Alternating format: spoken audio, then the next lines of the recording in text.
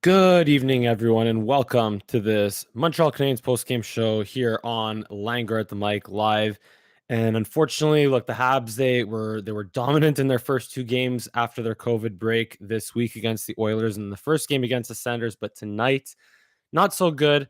Canadiens lose 6-3 to the Ottawa Senators. And to me, this was a type of game where it's like whenever the Habs were doing good things, whenever they were whenever they were working hard, they got getting a power play goal or forechecking hard or just or tying it up, then they would just seconds later shoot themselves in the foot and just give up another goal against or another two goals against. It seems like every time that the Canadiens made mistakes tonight, they paid for it, and they made six mistakes, right? Which in a hockey over the course of an entire hockey game, like, look, teams make more than six mistakes in a hockey game, but it seems like every time the Habs did make a mistake, it ended up in their back of the net. But also, it was just the fact that of how brutal or how drastic those mistakes were. And by the way, yes, let's talk about Carey Price right off the top here. Carey Price tonight was he was not awful, but he also wasn't who you need to be. So it was a rough night for Carey Price. It was one of those games like you can't blame Price for I think it was the the Sens scored six goals. So I have to go back to which I think was the deflection Dadonov goal, the shot from the point from Shabbat. Yeah, the one that he tipped in from the point from Shabbat. Like, that's not on Carey Price, that he has no chance on. But what you do want Price to stop is maybe not give up a fat rebound on the 2-on-1 on shorthanded. Like, that ideally you don't want to see. And that was the Connor Brown goal, shorthanded in the first period. Brady Tkachuk goal, look, Gallagher takes a high stick to the face, and that's exactly what I'm talking about. From the very get-go, Gallagher hard on the forecheck, and he gets a stick in the wrong place at the wrong time, gets called for a 4-minute double minor, obviously a legitimate penalty. And Brady Tkachuk, who was, in the most annoying and irritable form of himself tonight as he usually is, he opened the scoring off a really nice quick shot down low, nice quick accurate shot low to the stick side and Carey Price. So look, I mean, to me, when you're, it's not so much like, yeah, Price could have been better tonight, absolutely. When you give up six goals or the empty netter, when you give up five goals, you want your $10.5 million goalie to be get better. However, when you have goals like shorthanded, so you give up a 2-on-1 shorthanded, and it was Gallagher who was he was just hustling back to try to cover Connor Brown, who, just because Gallagher was skating so hard, couldn't stop in front of the net and take away Connor Brown from getting the rebound. But I feel like Petrie could have been a little bit more aggressive on Nick Paul on that play, but Petrie played it like a 2-on-1, even though it should have been more like a 2-on-1, even though it was a 2-on-1 with a back checker. So Petrie should have converged a little bit more on Connor Brown, not Connor Brown, sorry, Nick Paul, and Gallagher, that making Gallagher solely responsible for Connor Brown in front. Because, yeah, just as a defenseman, you want to get a stick on the puck and deflect it out of play, deflect it out of danger. But the Canadiens misplayed that. Carey Price misplayed that. That made it 2-1 late in the first period. And then, yeah, look, the good news about this, Tyler Toffoli, I went 3 minutes, over 3 minutes and a half talking about this game and didn't mention Tyler Toffoli. First game back since the injury that he sustained in the Canucks game, the Canucks 5-4 overtime win. And he, right off the bat on one of his first shifts on the power play, the Habs' first power play goal, by the way, I think since that Canucks game where Nick Suzuki opened the scoring, Tyler Toffoli takes a beautiful pass from Nick Suzuki off his backhand, or just, like a little flutter pass to the left, which Toffoli absolutely launched high blocker side on Anton Forsberg. Fans have so many goalies that I guess you lose track of them, but yeah, so so Toffoli opened the scoring for the Habs at least, and it was nice to see Josh Anderson, who early in the game I was starting to think, Josh Anderson. We haven't seen much of Josh Anderson lately, but he scores 2 goals tonight. That was a heck of a shot. That the first one he scored, and a heck of a pass also. The Kotkaniemi pass, I think that was on his second goal, if I'm not mistaken. No, it was the first one. Heck of a pass by Jesperi Kotkaniemi, just holding the blue line, firing it rink wide, finding Josh Anderson coming off the bench, and Josh Anderson actually had the chance to pass it to Drouin on the other side, but Josh Anderson, to his credit, shot first mentality, buried it high glove on Anton Forsberg. But yeah, that was just about all the good things that really happened in the game tonight. And again, the Habs put up 38 shots on Anton Forsberg tonight, so that they did well. They got a power play goal, like I said. They only took one penalty. Yep, one. What was it? I'm pulling it up over here. Yeah, so they only took one penalty, which was the double minor by Brendan Gallagher.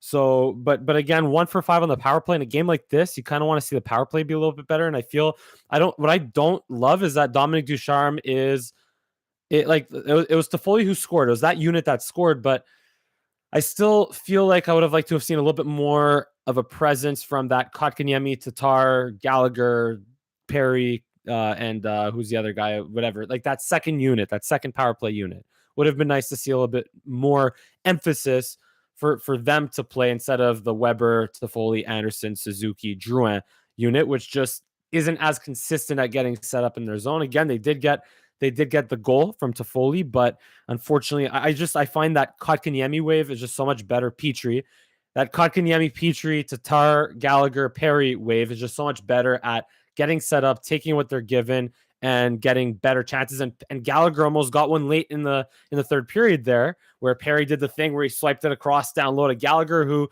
just didn't get his full stick on it. And Anton Forsberg made a really nice save. And then Gallagher obviously then got mugged by Mike Riley and no penalty, because that's what Brandon Gallagher deals with all the time. But yeah, just it was this. And the Habs, oh, by the way, the Canadiens, 58% on faceoffs tonight. 58% on faceoffs. So that's a really good step in the right direction. Kotkaniemi won 6 of them. Suzuki won 13 of them. And Deneau won 8 of them. I think Deneau was like 8 for 11. So yeah. So again, the Canadiens did a lot of good things in this hockey game, but their bad things were just too bad to be able to overcome. And unfortunately, Carey Price didn't play awful, but didn't play well enough to be able to keep 5 pucks out of the net that, would have made a difference. Or even like if he stops 2 or 3 of those, they could make a difference. But again, I'm more concerned about all the lapses defensively that the Canadiens had, and the fact that they just, as a team, were just not like, they played well, but they just, again, the bad mistakes that they made. So I'm more concerned about that personally. And yeah, honestly, there isn't much more to talk about on this one. Although I found Shea Weber was really good last 2 games. He played 20 minutes tonight. Him and Edmondson, they played 20 minutes tonight, but it was a tough game for Weber tonight. I mean, that fight with Tkachuk, I feel like Weber got the better of it, but Tkachuk, he held his own. Tkachuk, being the annoying, what's it called? Not instigator. Yeah, just a pest, I guess, the type of player that he is. Like, just he held his own against Shea Weber, but he also won the fight because he pushed Shea Weber against the net, and Shea Weber fell into the net. So yeah, so Weber, I feel like he just, again, kind of some bad decisions with the puck. And also Edmondson, like that was the first not great game by that Edmondson Weber pairing, at least since the COVID break. And also, this was probably Jeff Petrie's worst game in a long time tonight against the Sens. Because Jeff Petrie, we all know he's been playing at such a high level this year. He is among the leaders in points on the team.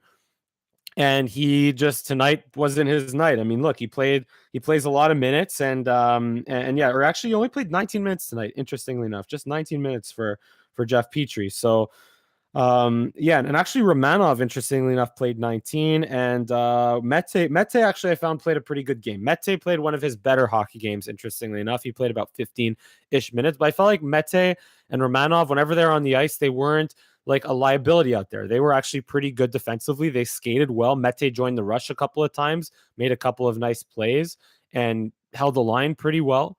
So I like the way that that Mete and Romanov, they played tonight, but I didn't love Weber's game as much. And yeah, Kotkaniemi had the assist, but he also had not the best game, at least defensively, in terms of plus minus. Like, there was the play, he was in the middle of that whole shtick with Kulak and Jeff Petrie, where like it was it was the who scored the last goal again? It was Brown. Like again, they scored 5-6 goals tonight. So give me a break here. Was the Anisimov goal in the third period there? Like that was just a very just sloppy, ugly play by all four Montreal Canadiens involved between Kulak just completely messing up his breakout pass, between Petrie being just a dead duck, between Kotkaniemi then deflecting the puck in on Carey Price, and Carey Price just playing victim behind I think it was Bishop screening him. And yeah, just there was a lot of that was just a very ugly play at that point of the hockey game where you're down 4-3 and pushing for the tying goal and they couldn't get it. I talked about again the team being like this type of hockey game. The Habs played this type of hockey game against the Vancouver Canucks a couple weeks ago, but the difference is they were much more the Habs were much more clutch in that game versus this game. In this game, the Habs in the bigger moments where they had to respond and Price had to make a big save, or the Habs had to not give up a goal against, like they faltered, and that's plain and simple, and they just weren't good enough tonight to overcome all that. But it was nice to see again Toffoli Anderson getting back on the score sheet. And it will also be very nice to see Eric Stahl make his debut against the Edmonton Oilers on Monday night. And where will he be? I don't know. I feel like there's a lot of talk about Eric Stahl maybe playing on the wing. I feel like he should just play center, put Evans on the wing for now, put Stahl as the fourth line guy for now. Let him get his legs under him. Let him get a feel for playing with his teammates and get a feel for skating for the first time in 7 to 8 days. So let Eric Stahl get some legs under him first with the team before you put him up and down the lineup. But it'll be really exciting to see where Eric Stahl fits in. But just again with this defense core, like this is a type of game where you're missing Ben Sherratt's presence, or you're missing that puck moving defenseman, because while it was working well in the last couple of games, Kulak and Petrie have been really, really good the last couple of games. Romanov and Mete, they've been good they were really good tonight, but again, Edmondson and Weber. So it's like you got to think to balance that out. You got to drop Edmondson, maybe back with Petrie, Kulak maybe with a Romanov or Mete, and find someone to play with Weber, because just Weber, like I said, I tweeted this before at the beginning of the game. Like, honestly, this with how well Weber plays, Weber's play is what essentially drives this Montreal Canadiens blue line. Because Petrie, for most games except for this one, he'll do what he does. He'll play a good two-way game, carry walk the blue line really well, get pucks to the net. But Shea Weber is the guy that if he's not playing well, then he brings down the guy that's playing with him. And that puts more on the third pairing, more responsibility and more pressure on the third pairing to be that much better. And again, we've seen Mete, Romanov, while they've been good some games like tonight, they've also struggled because they're young players and just still figuring out how to play regular rules in the NHL. So again, just Shea Weber, the captain, he's got to lead the way, and he's got to be more consistent on that blue line and again, not be overused. I think 20-21 minutes is good for him where it is right now, but just he needs a guy that can just steady him a little bit. He needs a guy like steady Eddie, I guess, for Joel Edmondson, but he needs that puck moving defenseman with to be on his left side, because unfortunately, look, it is what it is, and he has the contract for 5, 6, whatever many years, and it is what it is. But where the Canadiens are right now, they have to do the best to manage the situation, and there's still another week before the deadline, or just over a week before the trade deadline. So a lot of possibilities, but you know what? Again, I like the way the Canadiens played tonight, at least in the grand scheme of things. Just they got to correct those 5-6 instances where they just completely gaffed in their own zone and just the puck ended up in their net. They got to fix those and be better going forward. But Habs right now, they're 16-9-9 right now, so they still have only 9 losses in regulation. The only thing you could look at that both ways. You could look at them having lost 18 games and only won 16 games, or you could say they only lost 9 in regulation. And the overtime and shootout woes cost them 9 points, but it also gave them 9 points, because who knows if it depends on how you look at it. Without those 9 points, they would be in like I think 32 points and out of a playoff spot, or just barely in a playoff spot right now, and behind Calgary and Vancouver right now. So, and by the way, my prayers and my best wishes go out to the Vancouver Canucks and all their players. There are 14 players on the COVID list. My best wishes go out to them and their families, and I hope that they that COVID situation gets sorted out sooner than later in Vancouver. And yeah, just look, this is a type of game or a type of day where it's just look it. They played hard against the Sens on Thursday, and the Sens came back hard and played well against the Habs tonight.